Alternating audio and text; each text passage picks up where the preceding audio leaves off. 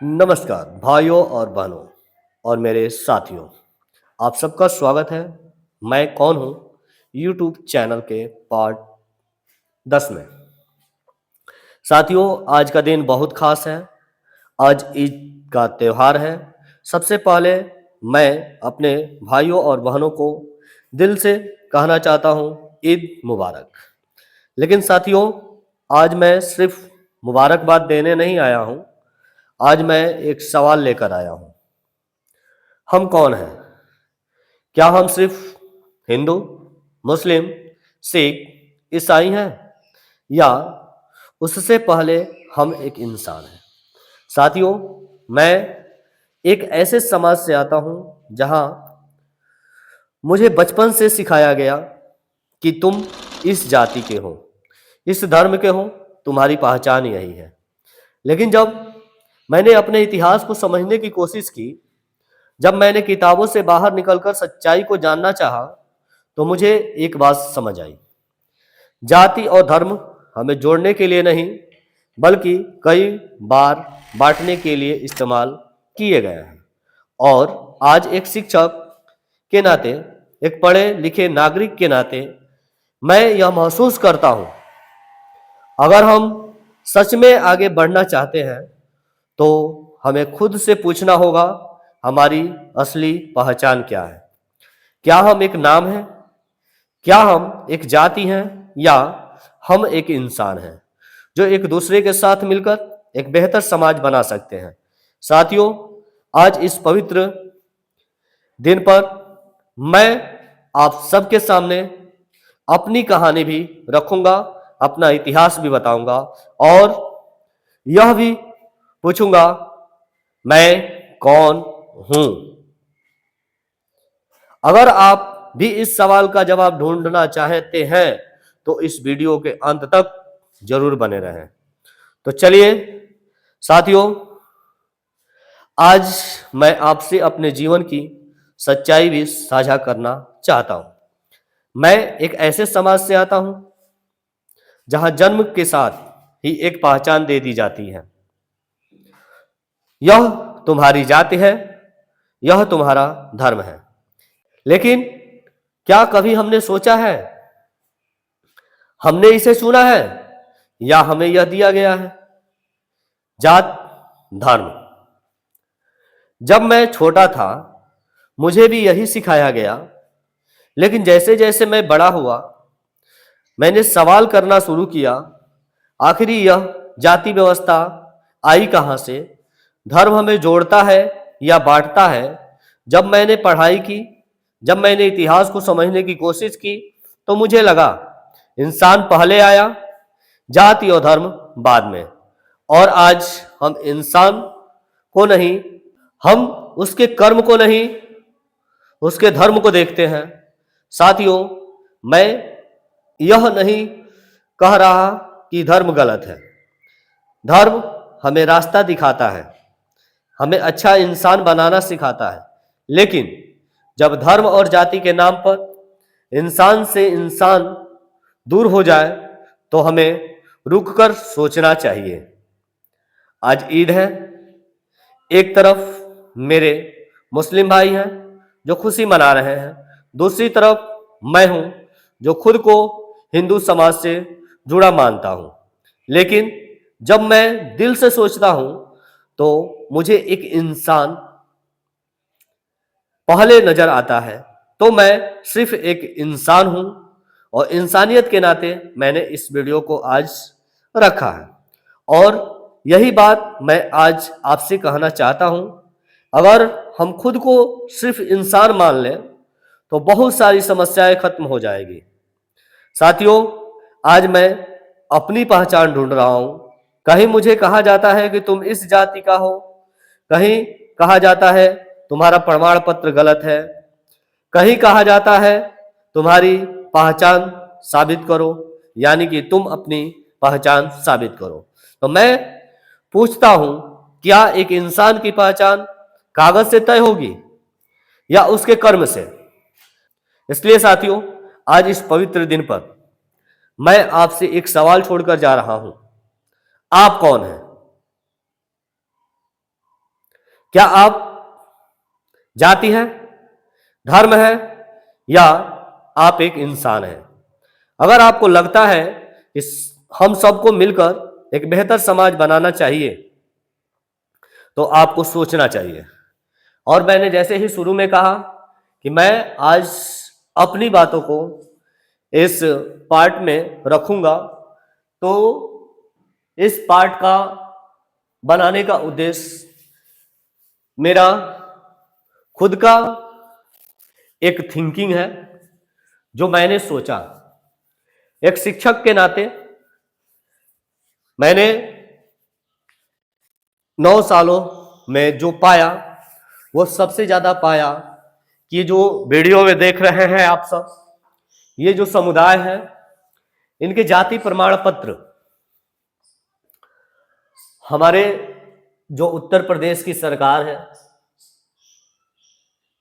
जब से आई है तब से हमें होश है कि उनके समय से ये जाति प्रमाण पत्र का मुद्दा काफी गंभीर हो चुका है। और ठीक ये वीडियो 24 जनवरी का है।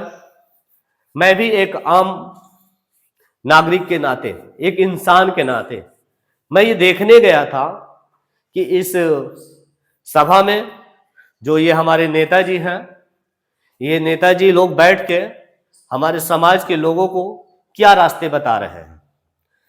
ये जो नेताजी हैं काफी ही तर्क संगत बात रखे हैं, और इस बात के हिस्से को मैंने लगाया भी है, और यहीं से मेरे सोचने का तरीका बदला।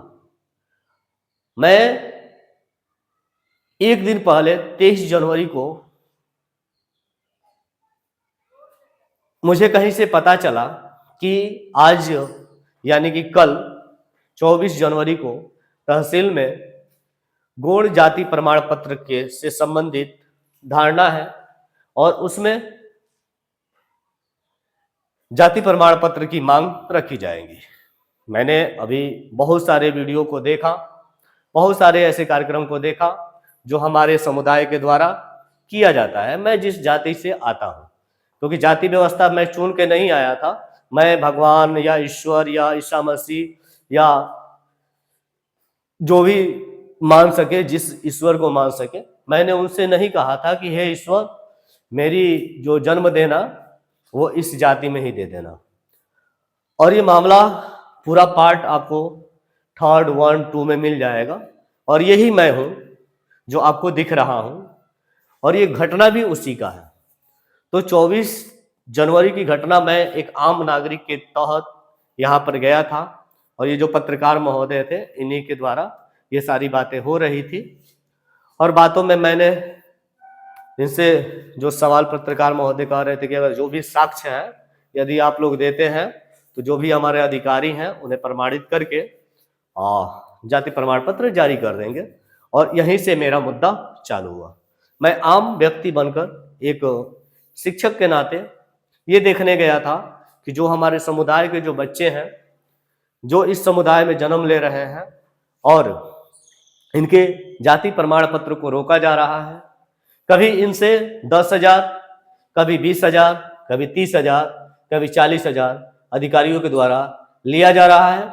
और इनमें लेन देन करने वाले जो लोग हैं, ये जो माइक लेके पकड़ के, इनको हम व्यक्तिगत नहीं कर सकते हैं, इन्हीं के जैसे यानी कि इन समुदाय के जो नेता हैं, यही सब इनको करा रहे हैं।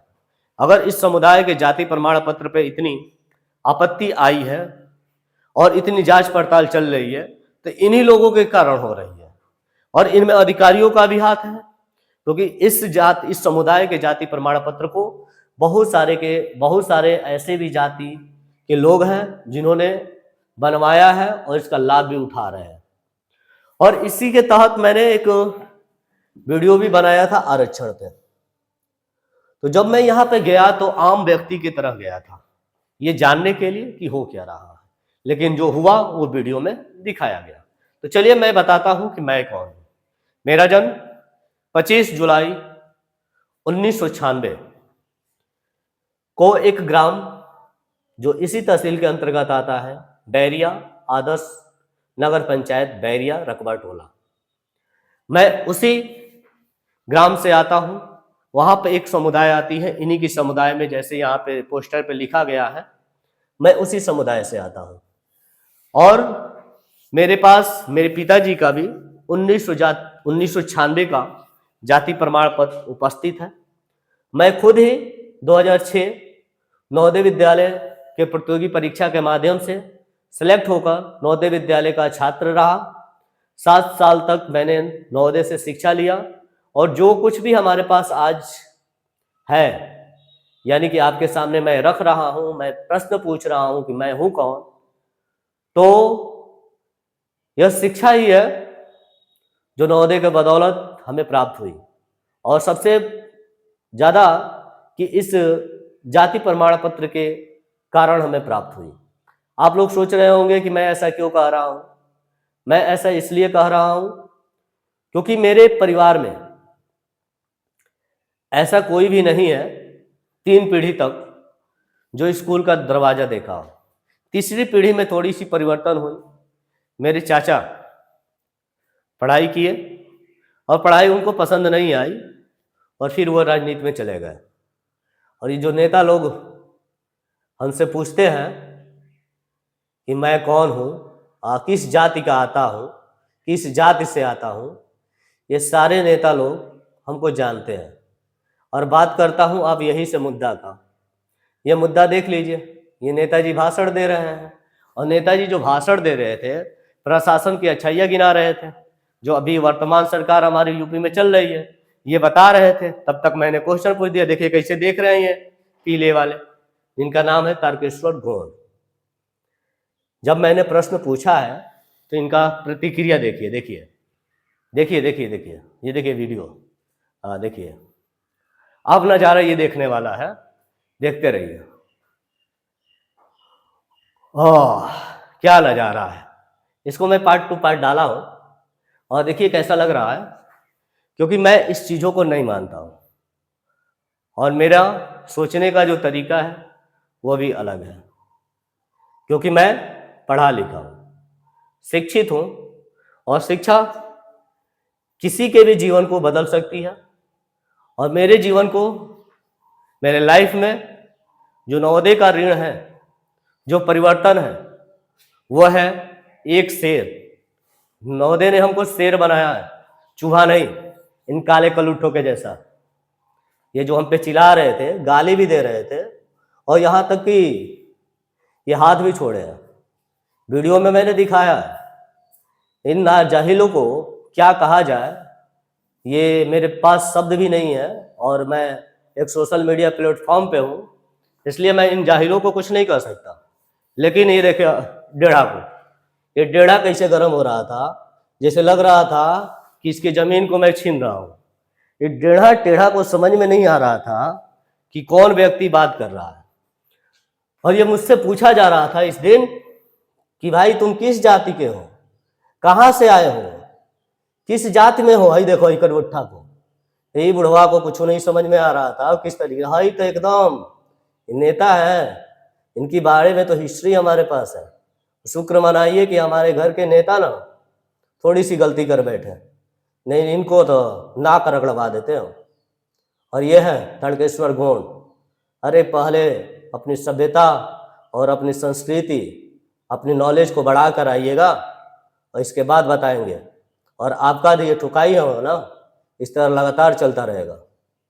ये एक पढ़े लिखे का वादा है और मैं इस प्रक्रिया में बता रहा हूँ कि इस पार्ट 10 में यही से शुरुआत हुई मेरी एक वास्तविक पहचान की। मैं 24 जनवरी को सुबह सुबह 4 बजे नींद खुला था और सोच रहा था कि मैं कौन हूँ। मैं सोशल मीडिया यानी कि गूगल पे गया, चाहे GPT पे गया, ग्रोक पे गया और वहाँ पे मैंने एक प्रश्न रखा, मैं कौन हूँ। और इस सोच के साथ मैं गया था इस समाज के मुद्दे को देखने। ये हमारे जो बच्चे हैं, जो फ्यूचर है, जो शिक्षा के साथ अपने भविष्य का निर्माण कर सकते हैं, उन्हें अगर शिक्षा बेहतर मिले, जैसे नवोदय विद्यालय की शिक्षा मिले, तो वो भी अपने कल के समाज को बदल सकते हैं। मैं इसी सोच के साथ इस तहसील में गया था। इससे पहले मैं तहसील में जाता भी नहीं हूँ और मेरे जो भी काम है मेरे चाचा जी ही देख लेते हैं। उन्हीं के द्वारा हम लोग का सब कुछ काम हो जाता है। जब घर में नेता है तो नेता बनने की जरूरत नहीं है, और मैं नेता बनने ही नहीं गया था। मैं एक शिक्षक के तौर पे गया था, समझने के लिए, जानने के लिए। लेकिन जो वाद विवाद में जो बातें बढ़ी काफी गंभीर हो गई। इन जो समाज के ज्ञानी है, ये जो लोग ये भीड़ में हमको घेरे हुए हैं, ये जो दिख रहा है चेहरा ही मैं ही हूँ, यही मैं हूँ। और ये जो आसपास के जो लोग हैं ना, इसमें से बहुत सारे लोग हमको पहचानते भी हैं। लेकिन पता नहीं इस समाज को किस प्रकार की शिक्षा मिली है और किस प्रकार से सोच है कि जो अपने में आपस में लड़ रहे हैं। और ये जिस तरीके से हमारे साथ व्यवहार किए उस दिन जगा दिया कि मैं सच में ढूंढने लगा कि मैं कौन हूं। तो पहला सोचा कि मैं अपने चैनल पे मैं कौन हूं, चैनल पे मैं यही डालता हूं कि मैं कौन हूं। फिर मैंने इस सारी चीजों को देखा और पार्ट टू पार्ट इस वीडियो में मैंने रखा भी है। इस चैनल पे केवल यही मुद्दा है, और ये जो चैनल भी बनाया गया है स्पेशली इसी मुद्दों के लिए बनाया गया है कि मैं खुद की अपनी समस्या को रख पाऊं, फिर आगे चलकर मैं समाज में जो हो रहे हैं समस्या है, जो अच्छाई है बुराई है, वो इन पे रख पाऊं। यहाँ जो चीजें हुई इस पार्ट टू पार्ट मैं कौन हूं चैनल पे आप जा सकते हैं। ये हमारा 10वां भाग है, 10वां पार्ट है। 10वां पार्ट के तहत मैं आज सोचा कि कुछ अलग ही कर देता हूं और मैं बता ही देता हूं इस प्रक्रिया में हुआ क्या। तो चलिए, इस 24 जनवरी की घटना के बाद मैं 29/1/2026 को अपना जाति प्रमाण पत्र बनवाने के लिए आवेदन किया। आवेदन के दौरान आवेदन में जो भी प्रारूप मांगा गया मैंने दिया। मेरे परिवार में मैं पहले भी बताया कि कोई पढ़ा लिखा नहीं है, और इस समुदाय में बहुत सारे ऐसे लोग हैं जो पढ़े लिखे उनके परिवार में नहीं है, और जाति प्रमाण पत्र के मुद्दे उन्हीं को समझ में आते हैं जिनके पास पढ़ाई लिखाई हो और पढ़ाई लिखाई के बारे में जानते हो। वही लोग समझ पाते हैं कि हमें जाति प्रमाण पत्र की आवश्यकता है। जिनके पास थोड़ी थोड़ी पढ़ाई लिखाई हुई वो अपने चीज़ों को समझे और उसमें सबसे ज़्यादा अगर लाभ उठाएं कि नेता बिरादरी के लोग उठाएं, जो पैसा भी कमाएं और इन जैसे भीड़ों को मूर्ख भी बनाएं। इन्हीं के जाति प्रमाण पत्र का अगर मुद्दा, इनके गड़बड़ी का मुद्दा है तो इन्हीं नेताओं के वजह से है, क्योंकि पैसे के चक्कर में ये नेता लोग दूसरे जाति के लोगों का भी सर्टिफिकेट एसटी में बनवाए हैं, उससे पैसा भी लिया है, और आज भी ये वही काम कर रहा है। आप ही के जाति प्रमाण पत्र बनवाने के लिए ये सब 10,000, 20,000, 30,000, 40,000 रुपया ले लेकर जाति प्रमाण पत्र को बनवा रहे हैं। और फिर भी आप सबको समझ में नहीं आ रहा है, तो चलिए मैं बताता हूं कि इसकी प्रक्रिया में क्या चीजें लीगली होनी चाहिए और लीगली क्या चीजें किया जा सकता है। और मैं इस वीडियो के माध्यम से, मैं ये नहीं जानता कि डेढ़ा मेढ़ा टेढ़ा को क्या बताना है, लेकिन मैं ये जानता हूं कि हमारे जो समुदाय में ऐसे भी व्यक्ति हैं जिनको इनकी आवश्यकता है, उनके बच्चे का क्या दोष है जो इस समुदाय में जन्म लिया है। उस समुदाय के हिस्से में मैं भी हूं। आज अगर मैं पढ़ा लिखा हूं तो मेरी जिम्मेदारी बनती है कि मैं अपने समुदाय के प्रति कुछ अच्छा करने का प्रयास करूं। मैं खुद ही इस चैनल के माध्यम से अपनी लड़ाई लड़ रहा हूं, और ये मेरी खुद की लड़ाई नहीं, मेरी समाज और मेरे समुदाय की लड़ाई है। मैं ये नहीं जानता हूं कि आप सब कितना हिस्सेदारी इसमें बनेंगे, लेकिन जब आप इस मैं कौन हूं चैनल को देखेंगे तो बहुत सारे लोग सोच पा रहे होंगे कि भैया कैसा बकवास आदमी आ गया है, ये कौन है, इसको खुद ही नहीं पता है। यार मुझे तो पता है कि मैं कौन हूं, लेकिन इन लोगों को नहीं पता था कि मैं कौन हूं, इसलिए मुझे बताना पड़ा कि मैं कौन हूं और आना पड़ा सामने। इसलिए जब मैंने आवेदन किया 29 तारीख को, 29 तारीख का आवेदन रिजेक्ट हुआ 7 फरवरी को। मैं अपने साथ अपनी वाइफ का भी आवेदन किया था। लेखपाल महोदय हमारे आवेदन को अस्वीकार कर दिए, ये कहते हुए कि आप अपने पिताजी का जाति प्रमाण पत्र लगाइए। मेरे पिताजी का जाति प्रमाण पत्र 1996 का है, आज भी उपस्थित है हमारे पास। मैंने क्या किया, 9 9 या 10 फरवरी को अपनी बहन और अपने बुआ के लड़के का जाति प्रमाण पत्र आवेदन डाला। उसमें मैंने उनके पिता का जाति प्रमाण पत्र लगाया, मैंने अपनी बहन के जाति प्रमाण पत्र में खुद ही लगाया पिता का जाति प्रमाण पत्र, जिसके वजह से हमारा रिजेक्ट किया गया था। फिर उसका जो आवेदन अस्वीकार किया गया, उसमें यह लिखा गया कि खतौनी लगाई है। अब देखिए, लेखपाल महोदय या तहसील के जो भी अधिकारी महोदय हैं क्या गेम खेल रहे हैं। हमने कहा कि ठीक है। फिर हमने क्या किया, 7 फरवरी को ही 1076, यानी कि मैंने इस वीडियो में एक पार्ट बनाया हूं 1076 के लाभ। 1076 का लाभ मैंने 2019 से लिया है और देखा भी है इसका पावर क्या है, लेकिन इस समय पता नहीं ये पावर कहाँ है और हमारी जो वर्तमान सरकार है आदित्यनाथ योगी जी की कहाँ सोई है, ये सिस्टम क्या कर रहा है।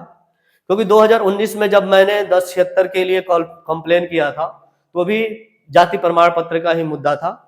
हमारी भतीजी पढ़ती है विद्या ज्ञान स्कूल में, मैं खुद ही नवोदय विद्यालय से पढ़ा हूँ और मेरी भतीजी विद्या ज्ञान स्कूल में पढ़ती है। उस समय सिलेक्शन हुआ था और फर्स्ट मेरे इंस्टीट्यूट का यानी मेरे विद्यालय का पहला सिलेक्शन था जो 100% हुआ था विद्या ज्ञान का। मेरा पहले पढ़ाने का तरीका यानी पहली बार शुरुआत ही किया था मैंने, और उस दौरान मैंने 100% रिजल्ट विद्या ज्ञान का दिया। उसमें मेरी भतीजी का सिलेक्शन हुआ और जाति प्रमाण पत्र से संबंधित प्रमाण पत्र बनाने थे और उस समय जाति प्रमाण पत्र का मुद्दा ऐसे ही गंभीर था, नहीं बन पा रहा था। फिर मैंने 1076 पे फोन किया, कंप्लेन किया। उस समय हमारे यहाँ याद है आज भी हमें, और तमिलनाडु के कोई एसडीएम आए थे 2019 में, उन्होंने हमारे यहाँ 4 से 5 बार फोन किया। और फोन करने के बाद जब मैं नहाने गया था, नहाने के बाद जब मैं बाहर निकला तो बाहर निकलकर जब मैं फोन किया तो उन्होंने कहा कि भैया तुम बहुत बड़े आदमी हो गए हो क्या, तुम्हें ये नहीं पता है कि कौन तुम्हारे यहाँ फोन किया है। मैंने कहा कि कौन, तो वो उन्होंने बताया कि बैरिया एसडीएम बोल रहे हैं। हमने कहा कि ठीक है सर मैं आता हूँ। गया, बातचीत किया, लेकिन वहाँ पे जाति प्रमाण पत्र का जो प्रोसेस था कुछ हुआ नहीं। अब मैं भी स्थिर हो गया क्योंकि मेरे भतीजी का सिलेक्शन उस समय हो गया विद्या ज्ञान स्कूल में बिना जाति प्रमाण पत्र के। वो शुक्र था कि जाति प्रमाण पत्र विद्या ज्ञान स्कूल ने नहीं मांगा और मेरी भतीजी आज भी 12th क्लास में पढ़ रही है और 12th क्लास पढ़ते हुए उसने क्लैट का एग्जाम 26 रैंक से निकाला हुआ है। अब मुद्दा आज भी वही है, उस बच्ची को चाहिए 2025-26 का यानी कि अभी करेंट का सेंट्रल का सर्टिफिकेट। मैंने सेंट्रल का सर्टिफिकेट बनवाने के लिए काफ़ी प्रयास किया और अपने अंकल से भी कहा, तो उन्होंने कहा कि जब बनेगा तो बन जाएगा। लेकिन इस मुद्दे को, इस समस्या को देखने के लिए मैं यहाँ पे गया था और इस दौरान जो चीज़ें बनी आज भी है। तो आगे हम बात करते हैं अपनी चीज़ों की। तो मैं उनके पिताजी के, उस बच्ची के पिताजी का भी जाति प्रमाण पत्र बनवाया क्योंकि बच्चे का पिता का जाति प्रमाण पत्र मांग रहा है और उस बच्ची के पिता का जाति प्रमाण पत्र नहीं है, लेकिन उसके दादा का जाति प्रमाण पत्र है। मैंने सोचा कि पहले उनके पिता का जाति प्रमाण पत्र बनवा लेता हूँ, फिर बच्ची का जाति प्रमाण पत्र बन जाएगा। पता चला कि वो भी खतौनी के लिए कर दिया। और इस समुदाय में बहुत सारे ऐसे लोग होंगे जिन्हें कहीं ना कहीं किसी न किसी के माध्यम से बसाया गया होगा। ये जो महिलाएं हैं या बुजुर्ग हैं, जब हम अपने इतिहास को ढूंढते हैं, जानते हैं, तो वहां पे हम देखेंगे, पाएंगे।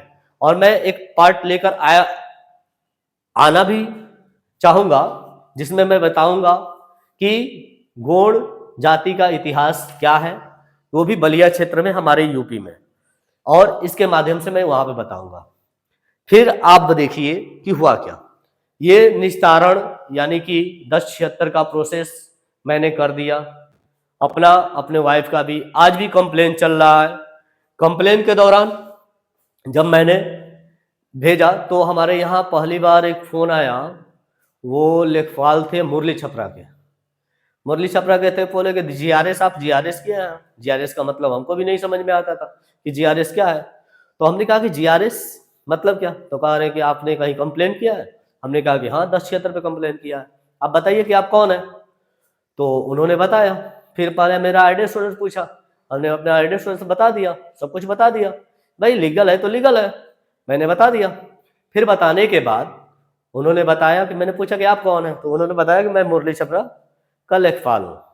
नाम हमको नहीं पता। फिर ये जीआरएस वैसे ही चलता रहा। मैंने फिर 1076 पे फ़ोन किया और फिर वहाँ पर हमने कहा कि सर हमारे यहाँ लेखपाल महोदय का फ़ोन आया था, तो उन्होंने कहा कि ठीक है, फीडबैक के लिए आपका प्रोसेसिंग चल रहा है। मैंने ये भी पूछा कि भैया ये चीज़ें हैं और लेखपाल महोदय हमारे जाति प्रमाण पत्र को रद्द कर दिया है। तो फिर उन्होंने कहा कि ठीक है। फीडबैक के लिए जब हमारे यहाँ दोबारा फ़ोन आया तो उन्होंने बताया। अब फीडबैक जानते हैं क्या था? जब हमारे यहाँ दोबारा फ़ोन आया था तो लेखपाल महोदय हमारे यहाँ फ़ोन किए और उन्होंने हमारे एड्रेस को पूछा। फिर 2-4 बातें हुई। फिर मैंने पूछा कि सर आप कौन बोल रहे हैं? तो उन्होंने बताया कि मैं लेखपाल बोल रहा हूँ, बैरिया लेखपाल। और बैरिया लेखपाल का नाम सत्येंद्र यादव है। तो सत्येंद्र यादव जी बताया कि हम बैरिया लेखपाल बोल रहे हैं। हमने कहा कि अच्छा ठीक है। तो हमने पूछा कि सर ये बताइए कि आपने तो हमारा जाति प्रमाण पत्र रद्द कर दिया है, तो बताइए कि ये मामला किस आधार पे, आप किस जाति का सर्टिफिकेट जारी करेंगे? तो उन्होंने कहा कि भरभूजा करूँगा। आप लोग भरभूजा में आते हैं? कहें कि हम, तो ये बताइए कि सर हमारे पास इतने सर्टिफिकेट 2016 के भी हैं, 2022 के भी हैं, 24 के भी हैं, मेरे पिता का भी सर्टिफिकेट 1996 का। फिर आप किस आधार पे भरभूजा साबित करेंगे? तो उन्होंने कहा कि आपने गलत सर्टिफिकेट बनवा लिया है। तो यदि मैं गलत सर्टिफिकेट बना लिया हूँ या बनवा लिया हूँ, तो ये बताइए कि इनकी जांच करने की जो प्रक्रिया थी ये क्या थी? कि फ़ोन करके ये जांच कर लेंगे कि मैं किस जाति से आता हूँ और ये बैठे बैठे डिसाइड कर लेंगे कि हम भरभूजा हैं। हमने कहा कि ठीक है सर, आप भरभूजा साबित कर दीजिए, आपको जो जारी करना है कर लीजिए, कर दीजिए। फिर मैंने उनको दोबारा फ़ोन किया उन्हीं के नंबर से, और उस समय मैंने क्या किया, कॉल रिकॉर्डिंग में डाल दिया। कॉल रिकॉर्डिंग में जैसे ही डाला, लेखपाल महोदय फ़ोन उठाना बंद कर दिए। फिर मैं 25 फरवरी बलिया जा रहा था और बलिया कुछ सामान लेना था। रास्ते में कानगोई बैरिया का फ़ोन आया और कानगोई बैरिया जब हमारे यहाँ फ़ोन किए तो उन्होंने बताया, उनसे सारी बातचीत हुई और कोई राम थे, कुछ उनका भी नाम क्लियर नहीं है। ये आपका नाम, अगर आज भी हमारे ट्रू कॉलर में उनका नंबर होगा, 25 फरवरी से निकालेंगे तो उनका नाम दिया जाएगा। तो वहाँ पे जब उनका नाम दिखाया, मैंने उठाया, बातचीत किया और अच्छी खासी बहस उनके साथ 2-4-5 मिनट हुई। और 2-4-5 मिनट के बाद उन्होंने सारी चीज़ें बताया। फिर वही प्रक्रिया उन्होंने भी किया और फिर फ़ोन कट गया और अगला फीडबैक है, यानी कि हमारे यहाँ आ गया कि हमारा समाधान हो चुका है। समाधान के दौरान फिर मैंने 1076 पे फ़ोन किया और 1076 से फ़ोन करके मैंने कहा, तो उन्होंने कहा कि फीडबैक के लिए कॉल जाएगा। तो जब फीडबैक का कॉल आया तो मैंने कहा अस्वीकार, मैंने जो चीज़ें थी वो बता दिया। फिर उस प्रोसेस को जारी कर दिया गया और जारी करके फिर चलने लगा, वो प्रोसेस फिर चलने लगा और चल ही रहा था कि अब जो ये सिलसिला चालू हुआ, ये आया 5 मार्च, दिन 5 मार्च। 5 मार्च को क्या हुआ? 5 मार्च को हमारे एसडीएम महोदय, पता नहीं कौन भारती या राम थे, जो भी एसडीएम महोदय थे, शायद वो 9 तारीख को आया था, उनका कोई कुत्ता उत्ता पाले थे, काट उट लिया था, जिसके वजह से उनको तबादला करके बाहडी में भेजा गया है। और जब ये लेखपाल महोदय, जो एसडीएम महोदय हैं, हमारे लेखपाल और कानगोई महोदय के द्वारा आख्या लगाया गया था, उस आख्या को मानते हुए उन्होंने जारी कर दिया कि भैया इनके जो साक्ष्य थे और स्वीकार किया गया है, सही साक्ष्य नहीं पाया गया है। तो फिर मैंने क्या किया, अब मैंने एक एप्लीकेशन बनाया और पहले एसडीएम महोदय को दिया। बैरिया एसडीएम महोदय के पास मेरा स्पीड पोस्ट एप्लीकेशन पहुंच चुका होगा और पहुंचने के बाद भी अभी तक कोई सुनवाई नहीं हुई। मैंने कुछ वेट किया और फिर मैं 2 दिन पहले, यानी कि आज से आज कितना है, 20 तारीख है, 17 या 18 को मैंने फिर एक एप्लीकेशन दिया, और वो अभी का जो एप्लीकेशन दिया है वो दिया है बलिया जिला अधिकारी को, यानी कि श्री मंगला प्रसाद सिंह जी को। लेकिन अभी तक कोई रिस्पांस नहीं आया है। इसके बीच मैंने 1076 पे भी फ़ोन किया था 18 या 17 को, और वहाँ पे मैंने बताया, और तमाम हमारे पास 1076 के रिकॉर्डिंग है, और उस चीज़ों को मैं साझा कर सकता हूँ, लेकिन अभी साझा नहीं करूँगा। अभी ये प्रक्रिया है, और मैं अपने साथियों से, अपने समाज के लोगों से निवेदन करूँगा कि आप सब इन नेताओं के चक्कर में ना पड़े। आप थोड़ा अपने दिमाग का उपयोग करें। ना समझ में आता है तो मोबाइल तो चलाने आता है ना, मोबाइल चलाने आता है तो चैट जीपीटी पे जाएं, ग्रोक पे जाएं, और जो भी एआई सिस्टम है वहाँ पे आप सवाल पूछें, जो भी आपके डॉक्यूमेंट हैं वहाँ पे फीडअप करें, और वो आपको समाधान देगा। आप किसी भी तरीके से पूछ सकते हैं, और वो आपको अपने तरीके से, आपको लीगल तरीके से बताएगा, और उस तरीके का उपयोग करके आप लोग अधिक से अधिक आवेदन करें। आवेदन करने के बाद अगर आपका जाति प्रमाण पत्र लेखपाल महोदय या कानगोई महोदय के द्वारा रद्द किया जाता है तो आप 1076 पे फ़ोन करें। जैसे कॉलिंग सिस्टम के द्वारा फोन किया जाता है, कोई शिकायत दर्ज कराई जाती है, उस तरीके से आप शिकायत दर्ज करवाएं, और शिकायत दर्ज करवाने के बाद आपको फीडबैक आएगा। लेखपाल या कानगोई जो भी होगा वो आपका आख्या लगाएगा, फिर एसडीएम महोदय के पास जाएगा, और एसडीएम महोदय को जारी करना पड़ेगा। यदि फिर भी नहीं होता है तो अगर आप साक्ष्य सही रखते हैं तो आप एसडीएम को लिखिए, फिर डीएम को लिखिए। अब तीसरा तरीका हमारे पास है जो लागू करने के बाद मैं बताऊंगा। पहले ये जान लो कि दो तरीके जो हैं क्या खाया होते हैं कि नहीं। क्या हमारी बात, हमारे पत्र का जवाब हमारे वर्तमान जिला अधिकारी महोदय श्री मंगला प्रसाद सिंह जी देते हैं कि नहीं? क्योंकि इससे पहले मैं जो अपना पत्र, अपने दस्तावेज उप जिला अधिकारी बैरिया को दिया था, उनके द्वारा कोई भी हमारे पास संपर्क नहीं किया गया, और अभी कल का रिसीविंग जिला अधिकारी के पास भी चला गया है। लेकिन आज ईद होने के बाद हो सकता है कि देखते हैं कि क्या सलूशन मिलता है। और ये मैं स्पष्ट बता दूं भैया, साथियों, मेरे समुदाय के लोग, आप हमसे ज्ञानी हैं। मैं आपके सामने बच्चा ही हूं, मैं नेता होता नहीं हूं, लेकिन मैं पढ़ा लिखा हूं। मैं एक शिक्षक हूं, और वो भी वहां से शिक्षा लेकर आया हूं और शिक्षक बना हूं जहां पर जाति धर्म व्यवस्था को नहीं सिखाया गया। मैं सबसे पहले एक भारतीय हूं, नवोदयन हूं, और मेरे लिए मेरा धर्म मेरा राष्ट्र है, मेरा समुदाय है, मेरी जाति है, क्योंकि जाति नहीं बदलती। और इसके लिए मैं एक वीडियो और भी लेकर आऊंगा जहां पर यह बताऊंगा कि जाति किसने बनाई। आप खुद पूछिए चैट जीपीटी से, गूगल से, क्रोम से, आप पढ़े लिखे हैं ना, तो थोड़ा सा पूछ लीजिए कि जाति किसने बनाई। और सबसे ज्यादा जानना है तो पढ़े लिखे हैं तो क्लास 6 का इतिहास उठा लीजिए, क्लास 6, 7, 8 का इतिहास उठा लीजिए, क्योंकि इतिहास और भूगोल और नागरिक शास्त्र की जो पढ़ाई स्पेशली होती है क्लास 6 से ही होती है। क्लास 6 में हम ढूंढ पाएंगे कि हम लोग हैं कहाँ, और हम लोग की जाति धर्म व्यवस्था बनाया किसने है। तो जाति धर्म व्यवस्था के इतिहास में उलझने से अच्छा है कि मैंने केवल अपना इतिहास बताया है, अपने वर्तमान को अभी स्पष्ट नहीं बताया है, और स्पष्ट मैंने ये बता दिया कि मैं हूं कौन, और मेरे चैनल का कारण क्या है बनाने का। इस सारी चीजों पे मैंने आज की वीडियो को बनाया। और यह मुद्दा था आज का इसलिए क्योंकि हम जिस समुदाय से आते हैं, और आज जिस समुदाय के लिए मैं शुभकामना दे रहा हूं, हमारे वर्तमान राजनीति में जिस तरीके से हमारे आस पड़ोस के लोगों को, पूरे राजनीति व्यवस्था को बदल दिया गया है एक धर्म में, इस धर्म को तोड़ने के लिए मैंने इस वीडियो को बनाया है। मुझे सरकारी नौकरी नहीं चाहिए, लेकिन मेरे समुदाय से जुड़े हुए मेरे रिश्तेदारों को, उनके बच्चों को शिक्षा और उनके लिए सरकारी नौकरी चाहिए। अगर आरक्षण सबके लिए है तो फिर इन 7.5% आरक्षणों के साथ क्यों इस तरीके से वर्तमान सरकार कर रही है, ये मेरा सवाल है।